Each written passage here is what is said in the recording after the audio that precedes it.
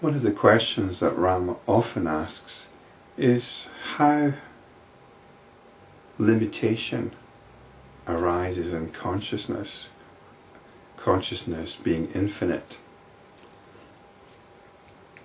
Consciousness allows everything to happen within it,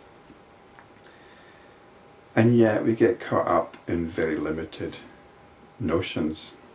How does this happen?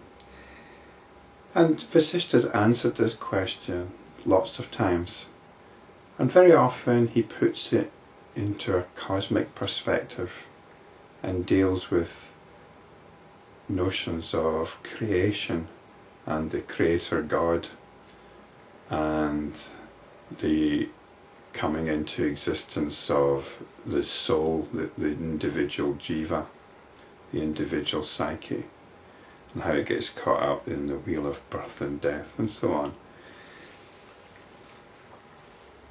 In this chapter he tells us what actually happens. Vasishta continued, O Ram, the infinite consciousness becomes aware of the pungency of the chili, and this gives rise to the ego sense with all its differentiation in time and space. The infinite consciousness becomes aware of the savour in salt, and that gives rise to the ego sense with all the differentiation which seems to exist in time and space. The infinite consciousness becomes aware of the sweetness in sugar cane, and thereby arises the awareness of its particular characteristic. Similarly, the infinite consciousness, being the indwelling omnipresence, becomes aware of the nature of a rock, a mountain, a tree, of water, of space, and thus self-consciousness or individuality arises. It's a completely natural process. There's a huge amount of stuff going on. There's a variety of experiencing. And in that variety we make differentiation. And in making that differentiation, in acknowledging that variety, the whole cognitive structure comes into play based on time, space, causality, and sense of self, and a sense of a world out there. It's a completely natural process. It's simple appreciation of the variety of stuff that's going on which gives rise to us getting caught up in delusion. It's a natural response. So we become aware of the characteristics of things, whether it's this pungency of chili, the sweetness of sugarcane, or whatever. The last sentence says here, similarly, the infinite consciousness, being the indwelling omnipresence, becomes aware of the nature of a rock. The assumption here is we can only be aware of things which are of the nature of awareness. It's not possible to be aware of something which is different in nature. That's the assumption that's being made here. You might dispute that, and if you do dispute it, then you have to come up with a reason why there are physical things which are insubstantial thinking can grasp, can comprehend.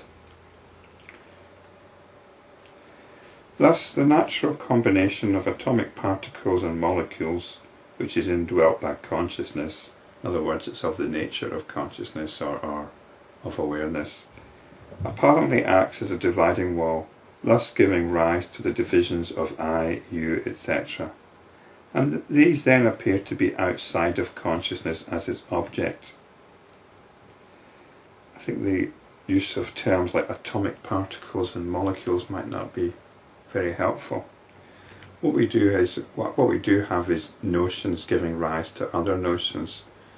For example, the pungency of chili might give rise to a sensation of thirst. It might give rise to sensations of liking it or not liking it. If not liking it, you avoid it. You might even have an allergic reaction to it. And so it goes. So it goes. These are the atomic particles and molecules. The end product is notions of I and you and objects and so on. In fact, all these are but reflections in the consciousness which, becoming aware of them within itself, bestows upon them their apparent individuality.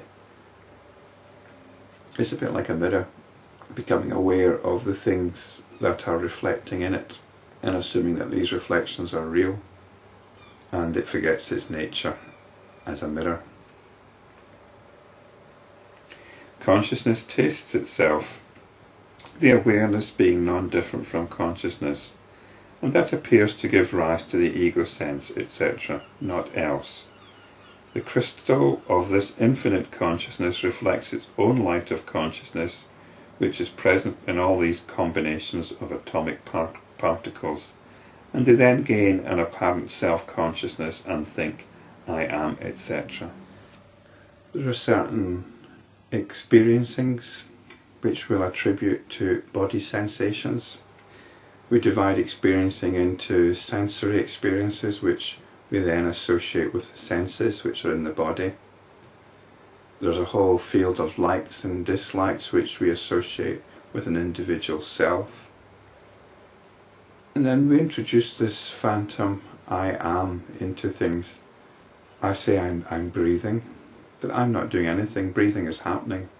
I say I taste my food, but it's just tasting that's going on.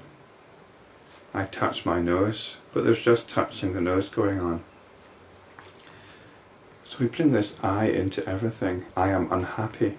There's a sense of incompleteness which we say is me. I am in love. There's a sensation, an intoxicating sensation going on associated with the figure of, or the image of somebody else, or the notion of somebody else. It talks about atomic particles here, combinations of atomic particles, but it's combinations of sensations, of certain groupings of the experiencing that's going on, and certain combinations of notions with these experiencings.